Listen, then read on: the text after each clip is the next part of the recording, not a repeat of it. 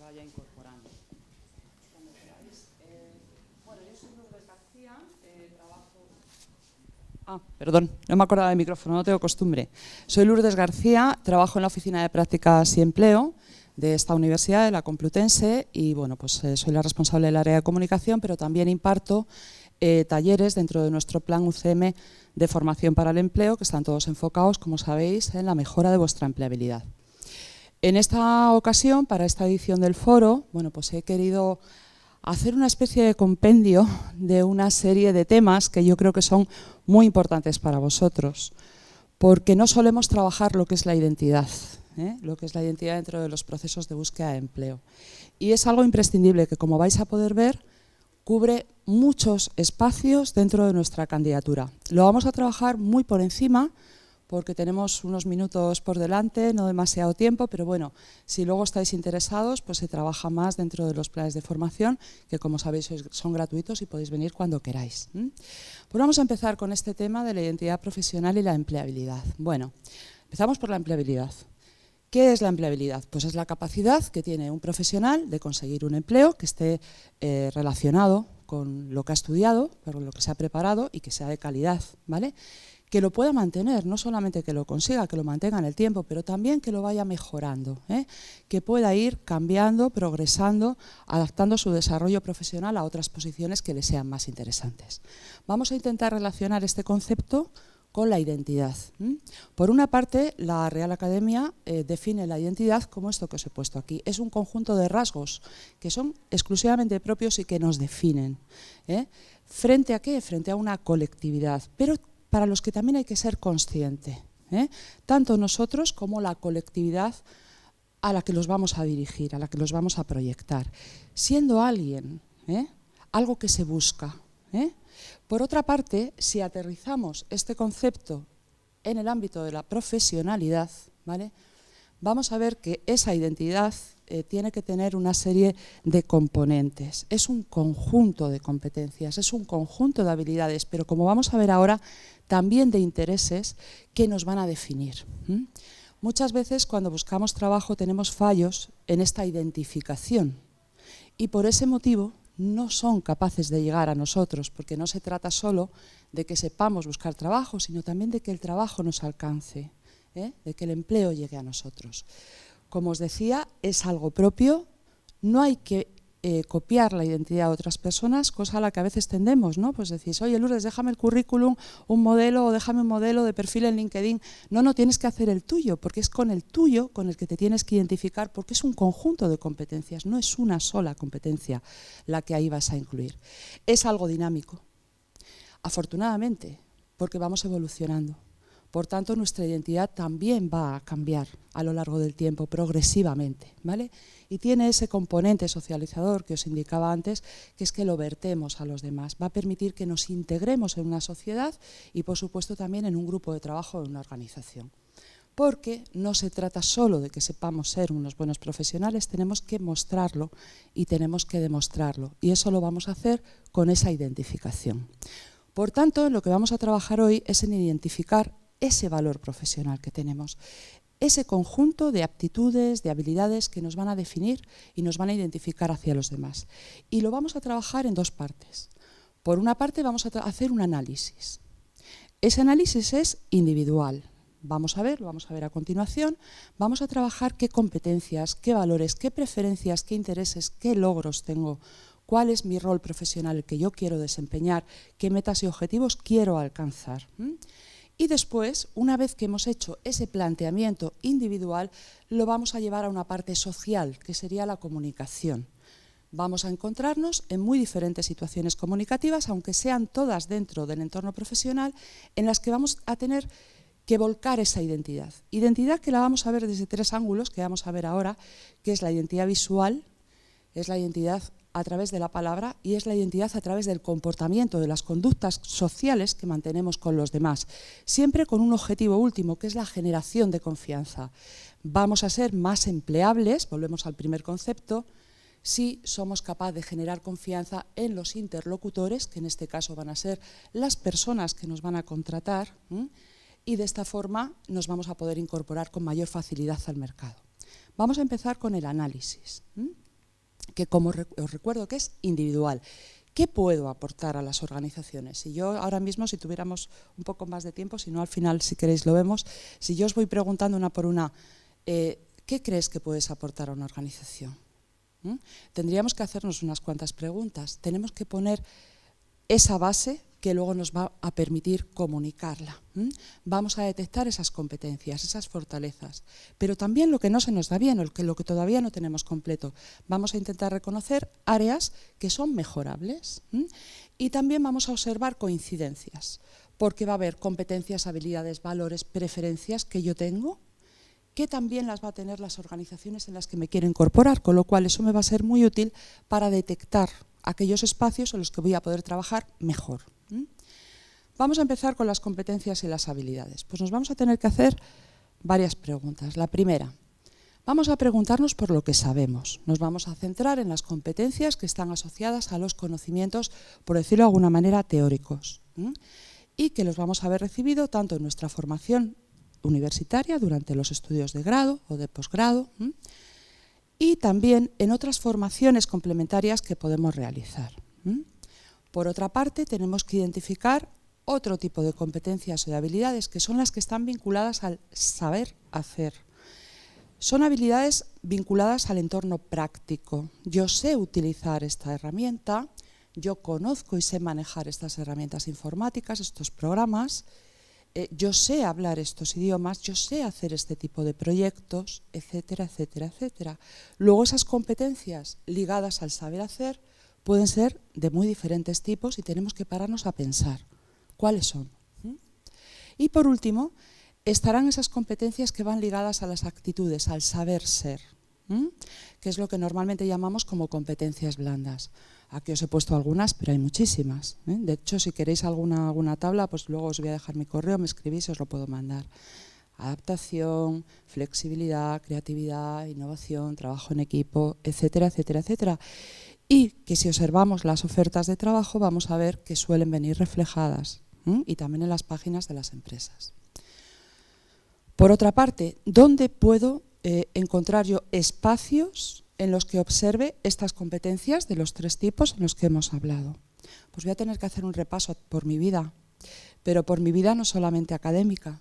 Voy a tener que mirar en mi formación, pero también voy a tener que mirar en todas las experiencias que he tenido. A lo mejor no he tenido una experiencia profesional ligada a mis estudios, pero sí que he tenido otras experiencias porque he estado trabajando en atención al cliente o en hostelería o dando clases particulares a niños, de monitor, de tiempo libre, etcétera, de entrenador. Esas experiencias, ¿qué competencias me están devolviendo? ¿Qué cosas he sabido yo hacer ahí? Porque las voy a poder luego ligar con los objetivos que yo tenga. Por otra parte, voy a poner también la mirada en mis colaboraciones. He sido voluntaria, estoy en una asociación, participo en algún grupo universitario o fuera de la universidad. Ahí también hay experiencias que en parte son de tipo práctico, pero que también requieren otro tipo de aprendizajes y en las que están implicadas otros valores y otras competencias asociadas al saber ser. ¿Vale? Por supuesto, en nuestras aficiones, porque si yo soy un buen deportista voy a tener unas capacidades que estoy desarrollando en mi tiempo libre y a lo mejor desde que era niño, que están muy vinculadas a la tenacidad, a la orientación a metas, a objetivos, a lo mejor a colaborar en un grupo o a hacerlo de una manera más individual, que es otra capacidad también de trabajo. Voy a analizar esas aficiones que tengo y a ver qué devolución de competencias me están haciendo. La familia, ese grupo básico, el grupo primario. ¿Qué rol desempeño yo en mi familia? ¿Soy el cuidador? ¿Soy el organizador? ¿Soy el que hace los festejos? ¿Soy el más gruñón? ¿Soy el más organizado, el más exigente? Cada uno tiene que ver el suyo, porque eso luego también te lo vas a llevar a otros entornos y puede potenciar o no lo que queremos. Actividades de tipo social, reconocimientos, algo que generalmente os cuesta, reconocer esas cosas que tenéis, ahora lo veremos en los logros, bueno, premios, certificaciones, buenas calificaciones, hay muchas cosas que se pueden meter ahí, proyectos que he elaborado y con los que he colaborado con otros compañeros. Como veis, es un recorrido extenso, pero que conviene hacer y anotar. Y a esto hay que añadirle otra parte, que son los valores, muy ligados a las competencias, que están vinculadas al saber ser, pero que tienen algunos matices. Y los matices radican en lo primero que os he puesto en la presentación. Principios que conducen tu vida y orientan tu comportamiento. Todos tenemos unos límites. Y hay una serie de cosas que nos invitan a ir en una dirección y que nos alejan de otras direcciones. Si yo quiero trabajar en una organización, tengo que ver si los valores que están asociados a esa organización y a ese puesto de trabajo en concreto coinciden con los míos. Imaginaros, yo soy una persona muy volcada en el medio ambiente, tengo ahí puestos muchos valores míos, pero la empresa en la que quiero trabajar no. Le falta a eso el respeto, podría ser. Por tanto, no será un buen espacio para mí, etcétera, etcétera, etcétera. ¿Vale? Entonces hay que identificarlos también y hay que relacionarlos con la misión. ¿La misión qué sería? Pues ese algo ideal a lo que a mí me gustaría arreglar en el mundo. Planteado de una manera totalmente utópica. A mí me gustaría que la sanidad fuera, que todo el mundo tuviera trabajo, cada uno tiene la suya. Esa misión nos abre a muchos espacios profesionales en los que a lo mejor no hemos caído anteriormente y está muy enlazada con esos valores, con esos principios y que otorgan, todos ellos, una identidad emocional al trabajo que voy a hacer. ¿Qué valor o qué valores estáis transmitiendo a lo que hacéis o a lo que queréis hacer en una empresa? ¿De acuerdo? Esa sería la pregunta final. Por otra parte, me tengo que hacer más preguntas. Tengo que ver qué prefiero, porque este es un apartado que normalmente dejamos fuera. Contemplo cómo está el mercado de trabajo, dónde hay más puestos, qué probabilidades tengo de permanecer, de esto otro, pero no me paro a pensar en lo que me gusta. ¿Qué te gusta hacer? ¿Y qué no te gusta? Eso te sirve para descartar. También hay que pensar en ello. ¿Qué me mueve? Está muy ligado a las preferencias, pero vamos a añadirle un ingrediente más. Ahí me mueve más la economía, me mueve más mi familia, me mueve más la estabilidad o me mueve más la innovación. O ¿cuáles son esas motivaciones, esos motores que me van a impulsar? Los talentos, porque todos tenemos dones naturales. Hay cosas que se nos dan bien desde que éramos pequeños, que casi no tenemos que poner esfuerzo. ¿Cuáles son? Y también, ¿cuáles son los que me cuestan un trabajo inmenso? ¿No? ¿Y por qué? Porque a lo mejor es un miedillo que tengo ahí, ¿no? Y se me podría dar mejor. Y por último, los logros. La palabra logro es una palabra que a veces sentimos que nos queda un poco grande, porque parece que como todavía tenéis pues, edades que son más tempranas, ¿no? Que todavía no habéis sacado la carrera en muchos casos, después yo qué logros voy a tener, pues sí los tienes. Hay que pararse a pensar sobre ellos, que quitando, cambiando un poco la palabra si nos da miedo y poniendo otra. La otra palabra sería ¿qué cosas he conseguido hacer? Y vais a ver que son muchas. A veces no las he conseguido yo solo, me he integrado haciendo prácticas en un equipo. Y el logro de ese equipo es también mi logro. Por eso os he puesto aterriza los logros, ponlos en realidad. Bueno. Otra cosa que tenemos que ver, ¿tenéis más de una identidad? Muchos la tenéis, por lo menos por lo que yo veo en los trabajos que nos entregáis, en los cursos de autoconocimiento, que esto es una parte y marca personal, se observa que hay estudiantes que, bueno, en algunos casos, además de los estudios que están haciendo aquí, son músicos, escritores, divulgadores, etcétera, etcétera. Les gusta la informática, les gusta el diseño, les gusta la docencia, a lo mejor no se van a dedicar a ello, pero tiene un componente identitario. ¿Qué sucede con esto? Bueno, pues que estamos hablando de personas polifacéticas, algo que es muy bueno y a lo mejor no nos hemos parado a pensar en que somos polifacéticos. Y el que se ha parado a pensarlo dice, es que yo soy muy disperso. Como siempre le damos una característica, una connotación como muy negativa, ¿no? Pues no, es algo bueno. Lo que tenemos es que contrastar esas identidades que tenemos y ver cómo se refuerzan, cómo se complementan. En algunos casos las vamos a poder verter en un único perfil o a lo mejor tenemos que hacer dos, potenciando una, complementando con la otra y a la inversa. Lo importante de esto es que las conozcáis, que si es así, que sepáis que hay más de una identidad en juego y que puede ser interesante. Si tenemos dudas, pues 4 ojos ven más que 2. Si le preguntamos a los demás, que nos van a devolver mucha información. Información que en una parte va a reforzar eso que ya estamos analizando o que ya hemos sido capaces de analizar por nosotros mismos, por tanto, vamos a adquirir seguridad, pero también nos van a ofrecer, sin lugar a dudas, otras competencias, otras habilidades en las que no habíamos caído, no nos habíamos dado cuenta. Entonces conviene preguntar, una vez que ya hemos hecho nosotros nuestro recorrido, ¿vale?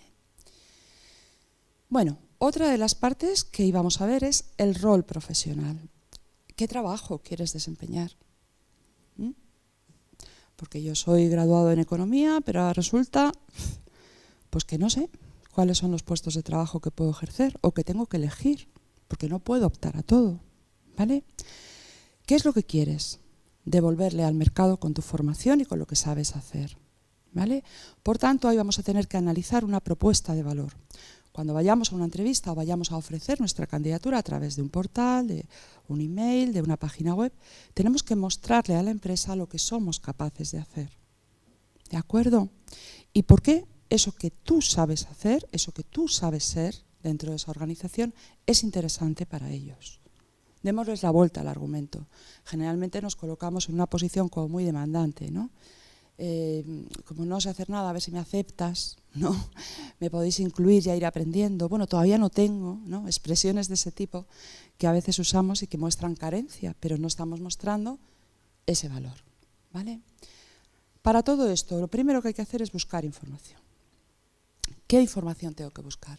Pues tengo que observar el mercado de trabajo. Observar lo que ya hay, pero también tengo que observar los cambios y las innovaciones. Todos sabemos que hay puestos de trabajo que se han creado recientemente y que antes no existían. Eso va a seguir sucediendo. A poquito que observe dentro de las áreas de interés que son mías, ¿vale?, a las que me quiero dedicar, voy a descubrir que hay innovaciones y a lo mejor orientar por ahí mi perfil. También voy a tener que decidir en qué ámbito quiero trabajar. ¿Quiero trabajar en un ámbito público, en un ámbito privado, en un ámbito fundacional? ¿Quiero emprender? Sopesando muy bien y conociéndolos, porque, por ejemplo, el ámbito público es un gran desconocido muchas veces. Por eso pues vienen representantes a estos espacios de organizaciones públicas para mostraros el mercado de trabajo que hay en este tipo de entidades. Y dentro de ellos por sectores. Quiero trabajar en educación, quiero trabajar en ámbito jurídico, en social, en asistencial. Después tengo que definir cómo se llaman los puestos de trabajo. Para eso tengo que acudir a las ofertas. Y también a los perfiles de la gente que ya está trabajando en eso. Y tengo que ver cómo se definen a sí mismos. Esto es muy relevante por un tema que vamos a ver ahora con la comunicación, que son las palabras clave, porque yo voy a tener que incorporar esa definición de puesto a lo largo, o definición de varios puestos, a lo largo de mis perfiles y de mi currículum, para cuando haya selección automática. Y porque un mismo puesto de trabajo se puede denominar de maneras diferentes. Por tanto, yo tengo que considerarlo, por una parte, para localizar ofertas y por otra parte, para ofrecer mi candidatura. Tengo que conocer qué funciones se realizan, porque a lo mejor hay un puesto pues que para mí es como ideal, pero no me paraba a pensar qué tareas son las que se están haciendo ahí y qué responsabilidades tengo que asumir. ¿Soy capaz de llevarlas a cabo? ¿Quiero hacerlo? Y también tengo que conocer la cultura corporativa y organizativa de las organizaciones en las que quiero ingresar, que, como os decía antes, es un tema muy ligado a los valores y que también va a permitir que yo tome decisiones más eficaces. Con todo esto, terminamos la parte de análisis y nos vamos al segundo punto, que es la comunicación, la parte social. Ahora que yo ya sé lo que quiero, lo que prefiero, los logros que tengo, qué me define, en qué quiero trabajar, en dónde, tengo que desarrollar una pequeña estrategia comunicativa. Voy a definir mis objetivos y mis metas y los voy a definir bien. Los voy a definir bien porque se me tiene que ver. Si no me ven, no me pueden seleccionar. Es imposible. Por tanto, ese componente social que tiene la identidad lo tengo que reflejar. ¿De acuerdo? Interactuando. ¿Cómo vais a identificaros profesionalmente? Bueno, tenéis que superar una serie de barreras, como os decía al principio, en el sentido de que hay errores en esa comunicación que están dificultando que yo llegue a donde quiero llegar, ¿vale? Tengo que mostrar y también tengo que demostrar, ¿vale? Tengo que informar y tengo que comunicar, son dos cosas distintas. Tengo que informar de lo que tengo y tengo que transmitirlo adecuadamente. Tengo que provocar impresiones en el otro que sean positivas, agradables. ¿Para qué? Para que me llamen. Y volvemos nuevamente a la generación de confianza. Tengo que generar confianza en mis interlocutores de que mi perfil es el de una persona en la que se puede confiar, delegar, atribuirle trabajos. ¿Qué elementos podemos tener en cuenta? Pues dentro de la parte de comunicación lo primero que tenemos que mirar es el entorno. ¿Dónde me voy a comunicar? ¿Me voy a comunicar en un espacio presencial o me voy a comunicar en un espacio virtual? Porque cada uno va a tener unos matices. No es lo mismo que yo haga una entrevista de trabajo en presencia, que va a tener unas dificultades, pero también va a tener unas ventajas, a que la tenga que hacer con una grabación previa a través de una plataforma. O en diferido, ¿vale? En un Meet, como sea. Nuevamente, según la cultura organizativa, voy a tener también un mayor o menor grado de confianza. ¿Ese entorno ya lo conozco? ¿O es un espacio nuevo en el que me voy a mover? No os conozco de nada. ¿Voy a dirigir mi candidatura a un perfecto desconocido o se la voy a dirigir a alguien con quien he hablado antes? También va a cambiar todo el tono comunicativo. ¿Lo voy a hacer en un ámbito profesional o en un ámbito académico? En algunos casos, personas que se quieren dedicar a la investigación, pues van a trabajar más su empleabilidad dentro del ámbito académico. Son ámbitos diferentes y dentro de cada ámbito profesional, pues cada uno va a tener una cultura organizativa diferente. Hay entornos que son más frescos, otros son más normativos. Por otra parte, voy a tener que identificar bien a mis receptores. ¿Me voy a dirigir a una persona o me voy a dirigir a un grupo? ¿A quién le voy a enviar, por ejemplo, mi currículum? ¿Se lo voy a mandar por un email de LinkedIn, por un mensaje por correo electrónico? ¿Lo voy a enviar en una plataforma de profesionales? ¿O la primera lectura de ese currículum la va a hacer un robot de selección? Es otro receptor al que hay que tener en cuenta. ¿Por qué? Porque va a condicionar también mi comunicación. Ahí voy a tener que manejar muy bien las palabras clave, voy a tener que manejar muy bien el diseño, más bien su ausencia, para que no se confunda cuando lo lea. Si le entrego un currículum precioso, con circulitos, con tipografías muy especiales, muy particulares, a lo mejor no lo puede leer. ¿De acuerdo? Y dentro de ello, ¿quién es quién? Estoy hablando con un reclutador, estoy hablando con un responsable de recursos humanos, quiero dirigir mi comunicación al jefe de un departamento en el que me gustaría trabajar, lo estoy haciendo con compañeros, con profesores, con formadores, con orientadores. Con cada uno voy a mantener un tipo de comunicación que va a estar adaptada, ¿vale?, a ese receptor. Y también tengo que contemplar la situación. ¿En qué situación me voy a comunicar? Voy a un evento y hablo. Cuando termina, con los profesionales que hay allí o durante el evento, estoy participando en un webcast y puedo hablar a través de el canal, bien por escrito, bien oralmente. Puedo hablar con los ponentes, que a lo mejor están reclutando también personas. La situación va a ser en una red profesional, va a ser en un desayuno, por ejemplo, como hemos tenido aquí con los cafés con empresas, etcétera, etcétera, etcétera. Hay muchos momentos comunicativos diferentes y cada uno de ellos requiere que se trabaje bien esa comunicación. ¿Cómo voy a comunicar esa identidad? Pues como os decía al principio, voy a tener que trabajar por una parte mi identidad verbal, que es la que está adaptada ¿a qué? A la palabra, oral o escrita.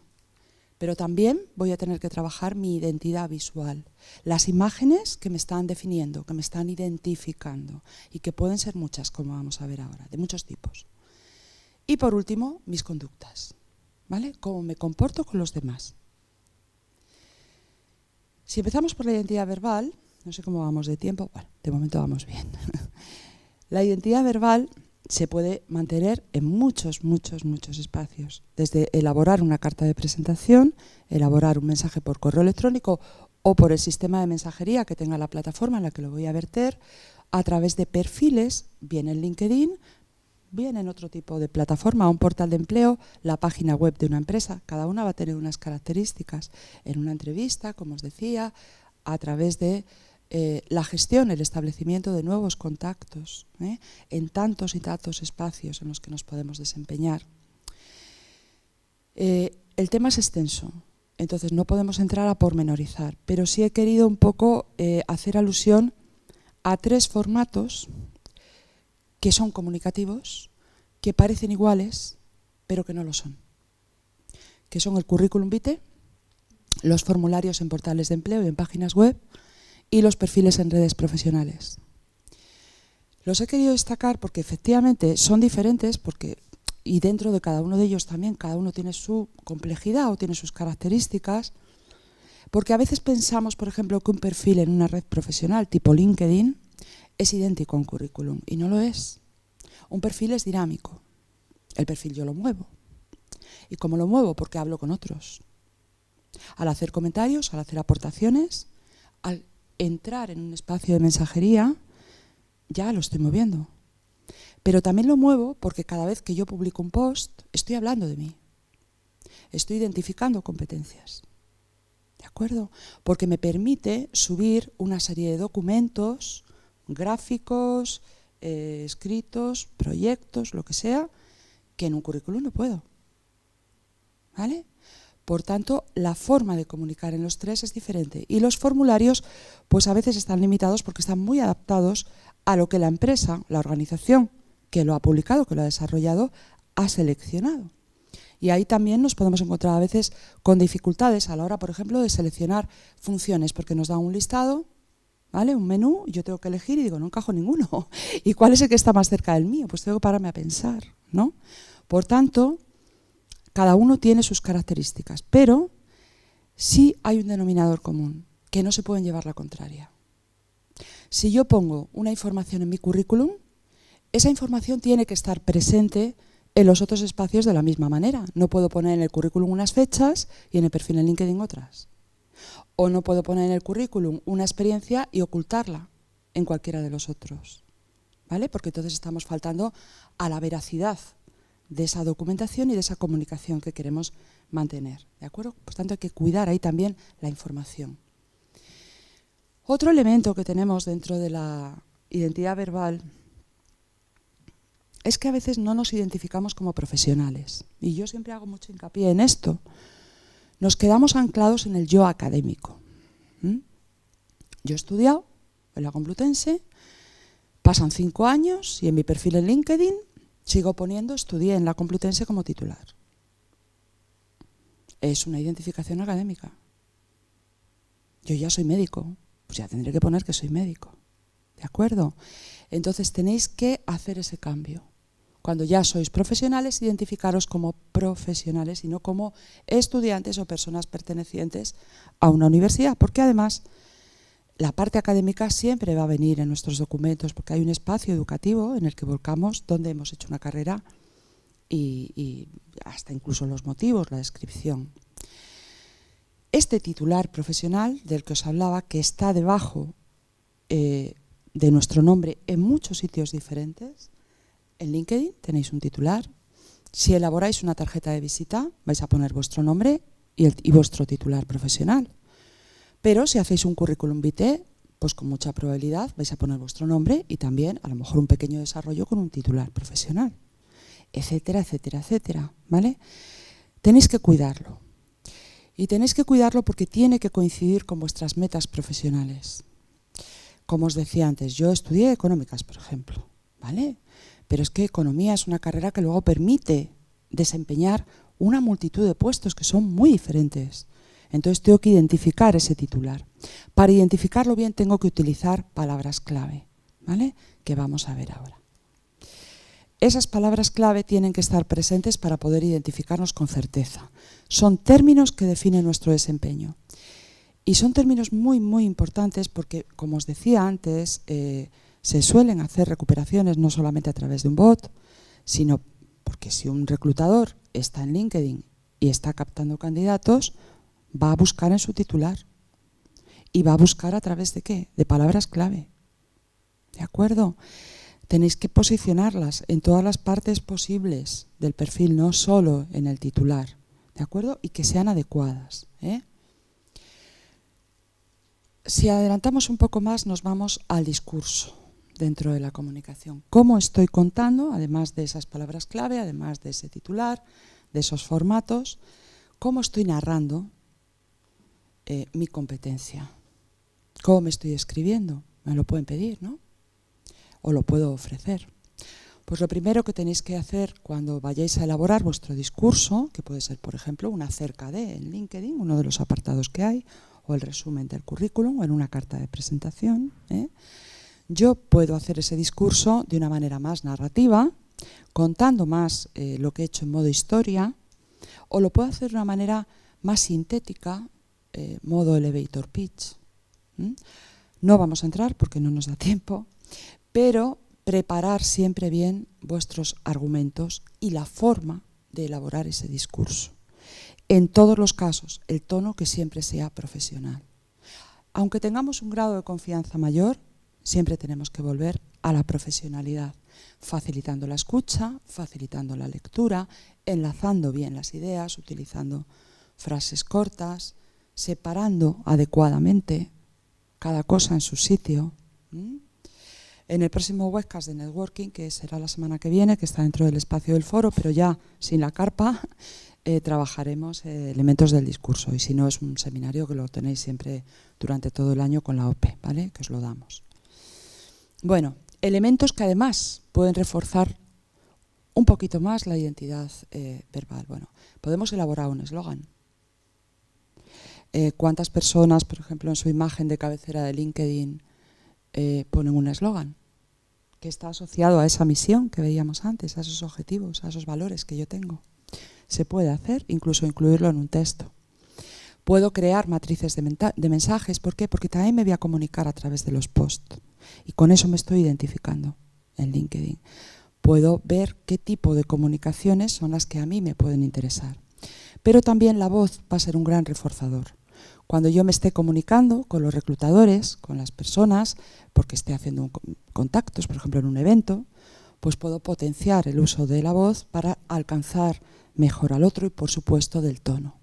Sin perder nunca el estilo personal que tenemos cada uno de nosotros. Al final acabamos buscando también organizaciones que coincidan, ¿no? Eso forma parte de esa cultura organizativa que veíamos antes. Y bueno, hay personas que también utilizan sonidos, música, bueno, pues para acompañar otro tipo de elementos, pero bueno, esto ya es un poco más trabajado. Tener cuidado con los contenidos en medios sociales, ¿vale? Lo que publiquéis en los medios, en este caso a través de la palabra, pero también a través de la imagen, como vamos a ver ahora, tiene un componente importante y a veces decisivo en nuestra selección. Entonces tenéis que mostrar credibilidad. No podéis con ellos llevaros la contraria. Yo estoy mostrando que tengo unos valores, que tengo unas competencias, luego cuelgo un post que es justo lo contrario a lo que estoy diciendo en los documentos de búsqueda de empleo, ¿vale? O lo que he mostrado en una. Y se miran. Las redes sociales se miran en selección. Entonces, interactuar bien, cuidar el lenguaje, orientarlo a metas y cuidar esa huella digital que al final todos acabamos teniendo. ¿De acuerdo? Vamos rápido a la identidad visual. Elemento también complejo y comunicativo por excelencia y que hoy en día quizás pues tiene una importancia todavía mayor, sobre todo a través de las redes, aunque ha existido siempre. Todos nos hemos identificado. Y como vamos a ver, hay muchos sitios donde podemos plasmar esa identidad visual profesional. Por una parte, nuestra fotografía en el currículum vitae o en los perfiles profesionales.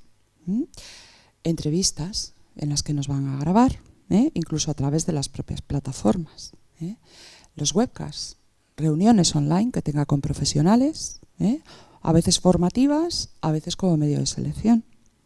En nuestro vestuario, esto es un clásico.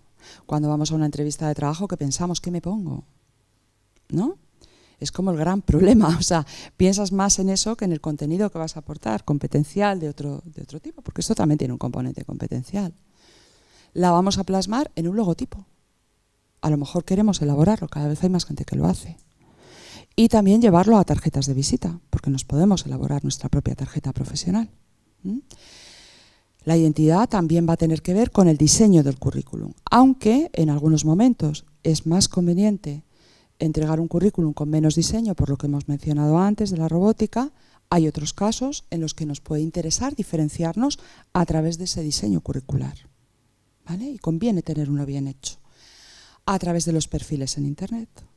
porque ahí voy a colgar mi foto, voy a colgar una panorámica y voy a colgar imágenes también en los posts y en la documentación, como vamos a ver ahora.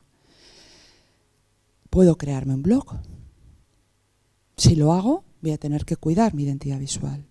Pero si creo mi propia web, también. Puedo editar vídeos. Hay personas que tienen este componente profesional y que saben hacerlo y además se les da bien. Ahí va. Y también en los proyectos de todo tipo que yo pueda subir a mis plataformas. Por tanto, todo este diseño visual es muy interesante. Tiene que completar el mensaje y complementar lo que estamos diciendo con la palabra y con nuestra conducta. Tenéis que llamar la atención del reclutador, pero llamarla bien y que ayude que el mensaje llegue con eficacia a quien lo va a recibir. Es un gran demostrador de competencias, por tanto tenéis que fijaros mucho. Y bueno, cuidarlas, tener cuidado siempre lo que subáis, ya sabéis que hay bancos de imágenes que son de pago, otros gratuitos, hay derechos, etcétera, etcétera.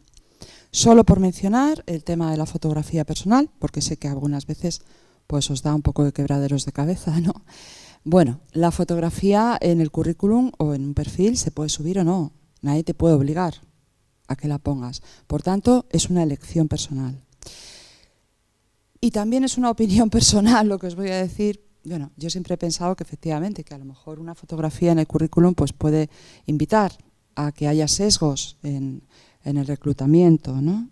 Aunque no suele tampoco suceder porque suelen ser profesionales, entonces no se van a fijar exclusivamente, ¿no?, en ese tipo de datos. Pero sí que es verdad que no se pueden poner puertas a campo, porque hoy en día tenemos imágenes subidas en todas partes, de la mano de lo digital. Entonces, bueno, cada uno, por supuesto, que decida qué quiere hacer, si ponerla o no. Sí es verdad que si tú ves la cara de la persona, porque siempre pensamos en lo negativo, me va a eliminar, pero no pensamos en lo positivo. Lo positivo es, hombre, es más agradable para alguien observar un perfil que tiene una foto que uno que no tiene nada, que sale ahí el avatar este gris, ¿no? La foto de graduación es académica. Por tanto, como queremos ser profesionales, vamos a ver, te habéis tenido el... No, es que en una charla ayer justo nos dijeron lo mismo de los currículums. Pues tener, claro, una foto orla es mejor dejarla para otros elementos, ¿vale? Y bueno, siempre intentar mostrar amabilidad y cercanía, ¿vale? En el entorno online hay que tener mucho cuidado, muchísimo. ¿Por qué? Pues porque a veces ya pues le hemos perdido un poco así como el miedo y nos están haciendo una entrevista y no hemos organizado el espacio, no hemos verificado nuestra conexión, no le hemos dicho a la gente que está de nuestra familia a lo mejor que voy a hacer una entrevista ahora, por favor, no hagáis ruido, no hemos desconectado el móvil, etcétera. No tenemos a mano todos los elementos que nos van a permitir identificarnos online de manera adecuada, con respeto y generando esa confianza que estábamos buscando. Por favor, esto sí que hay que cuidarlo mucho y no tenéis más que observar. Si entráis en algún webcast, siempre vais a ver, o casi siempre, alguna persona que comete errores dentro de este entorno, que no nos sirva para criticarla, pero sí para tomar nota de, ay, esto que no me pase, ¿no? Porque es muy evidente, se nota muchísimo, ¿vale? Y por último, vinculado al comportamiento, nos podríamos tirar días y días hablando, pero no puede ser, entonces vamos a ver qué elementos los más principales pueden ser los que condicionan esa parte comunicativa del saber ser. Hay que mantener una relación adecuada con el entorno, lo llevamos viendo durante toda la presentación. Cuidar esos espacios, por tanto, cuidar a las personas. Mi conducta hacia los demás tiene que ir orientada a esto. Hay que cuidar las relaciones y todo ello pasa por algo que a veces nos olvidamos, que es el respeto. Respetar es lo más importante y es la mejor manera que tenemos para generar confianza en quien nos va a escuchar, ¿vale? Discriminar acciones en función de su relevancia, no hay que invadir el espacio del otro, hay que esperar a ese mejor momento en el que me puedo acercar a alguien. Escuchar de forma activa, ¿vale? Intentar empatizar con las personas con las que vayáis a mantener comunicación. Aprender a pedir, no pasa nada, siempre que las peticiones pues sean sensatas, ¿de acuerdo? Aprender a iniciar a mantener y a desarrollar conversaciones. Cuando ya estéis trabajando, o incluso antes, pues podéis ir a lo mejor a un congreso, a algún evento de tipo profesional, y se queda uno en una esquina porque no sabe muy bien, ¿no?, cómo acercarse. Bueno, todo este tipo de cosas se pueden preparar y son sencillas. Observad lo que hacen los demás, siempre con juicio crítico, diciendo, bien, esta parte me gusta, me la quedo para mí, y esta otra, pues vaya que no tanto, ¿vale? Y manejar bien la gestualidad. Intentar apoyaros con la gestualidad. Observaros, grabaros. Lo de los 4 ojos ven más que 2, preguntad, ¿vale?, para que os devuelvan información. Y bueno, estos son los contenidos de este espacio que se podrían desarrollar mucho más, pero que tenemos que parar en algún momento porque ya son casi -4. Sí deciros que si tenéis, bueno, por una parte, que podéis continuar con las formaciones a través del Plan de Formación para el Empleo de la OPE, que está abierto todo el año, entonces es gratuito para estudiantes y para titulados. Entonces podéis apuntaros a la carta. Me interesa más este curso que este otro. En algunos cursos trabajamos esto, en marca, etcétera, etcétera, y networking. Y en otros, pues colateralmente también se trabaja porque al final todo está enlazado. Entonces es difícil separar. Y si tenéis alguna pregunta o alguna duda, pues estoy a vuestra disposición. Bueno, yo tengo una pregunta, la verdad.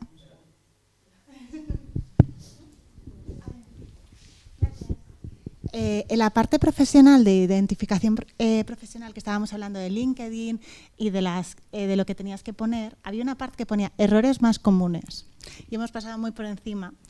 Y yo tengo uno de esos errores y quería ver si podías explicarlo. Tengo puesto profesional en búsqueda de empleo, con ganas de nuevos retos y encontrarnos. Has dicho justo lo que estaba puesto. Por eso me ha sido muy significativo y me lo he Sí. apuntado aquí para preguntarte. Exactamente lo que viene en la presentación de errores típicos. Vamos a ver. Cuando tú te identificas en un titular, ese titular tiene que incluir palabras clave. ¿Por qué? Porque en ese campo los reclutadores, cuando buscan personas o porque tienen ofertas, tienen que aparecer al principio las palabras clave más relevantes. Una palabra clave es en busca de nuevos retos y ocupar lo mínimo, porque siempre sobre los primeros caracteres actúa mejor que sobre los últimos. Estoy en búsqueda de nuevos retos profesionales, a mí no me dice nada. Porque bueno, siendo verdad a lo mejor que tú estás iniciando una etapa profesional en el sentido que sea, porque es el inicio, porque es la continuación de otra, porque has tenido un cambio, puede haber 1000 razones. Eso lo puedes expresar en el extracto o en el acerca de, es lo mismo. Y ahí ya puedes hablar de cuál es tu momento profesional. Pero nadie en un titular te va a buscar por tu momento, te van a buscar por palabras clave. El en búsqueda activa de empleo es lo mismo. Además es una expresión que se ha utilizado tradicionalmente en el ámbito de la orientación porque había cursos BAE de búsqueda activa de empleo, algunos siguen existiendo. Entonces una terminología que es verdad que luego ha llegado al usuario, por decirlo de alguna manera, al ciudadano, porque se la hemos trasladado nosotros, o sea que tenemos parte de responsabilidad, pero que tampoco es definitoria de nada. ¿Estás buscando trabajo? Anda que LinkedIn no tiene sitios donde ponerlo. Desde el marco, el Open to Work, hasta a quién quieres que alcance tu currículum, quieres que alcance a los técnicos de selección, quieres que lo vea todo el mundo, en el acerca de... Así como ejemplo, por ejemplo, si yo te dedicas... un ejemplo de lo que no hay que hacer lo has explicado claro, pero así como lo que tú pondrías en LinkedIn, keywords, habilidades, aptitudes que tienes o solo profesiones, en plan visual merchandising, marketing, y los vas separando. Okay. Tendrías que poner, si quieres, imagínate que eres de publicidad, publicista, barrita, marketing digital, lo que sea. ¿Vale? Experto en gestión de redes sociales, palabras profesionales. Fijaros en una oferta. Este es un ejercicio que yo sí que os propongo. Intentar elaborar vuestra propia oferta de trabajo. Una vez que yo he hecho todo el análisis de competencias, actitudes, preferencias, etcétera, ya lo tengo todo registrado, ahora voy a hacer una oferta adaptada a mi medida. ¿Qué puestos coinciden con lo que tengo? ¿Qué se pide? ¿Qué se valora? ¿Y qué otro elemento hay diferenciador? ¿Qué puedo aportar yo? Que va de la mano también de los valores o de lo que no se suele pedir. Para hacerla bien, fijaros en otras ofertas. Y no hagáis una, hacer varias, en el sentido de que podéis optar a diferentes denominaciones de puestos para hacer casi lo mismo o dentro de un mismo ámbito. Si entráis en una empresa en LinkedIn y buscáis a sus personas, vais a ver los departamentos que tienen. Entrad en esos departamentos, cómo se llaman los titulares de la gente que trabaja ahí. O si entráis en InfoJobs y tú buscas marketing, automáticamente en el buscador debajo te van a aparecer otras palabras clave. ¿Vale? Pero evitar lo que no identifique. Y lo que no identifica es algo generalista. ¿Vale? ¿Alguna cosa más? Bueno, pues muchas gracias por venir, ¿vale? Y estamos en contacto. Gracias.